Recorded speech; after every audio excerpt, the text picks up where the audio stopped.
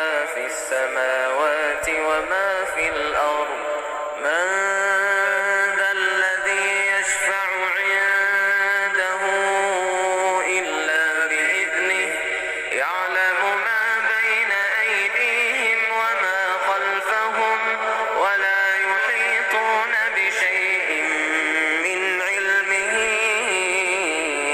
इल्ला बिमा शाअ वसिअ कुर्सियुहु अस्समावाति वल अर्द व ला यऊदुहु हिफ्ज़ुहुमा व हुवल अलियुल अज़ीम। अल्लाह वो माबूद बरहक है कि उसके सिवा कोई इबादत के लायक नहीं। जिंदा है, सबको थामने वाला, उसे न ऊंग आती है न नींद। जो कुछ आसमानों में और जो कुछ जमीन में है सब उसी का है।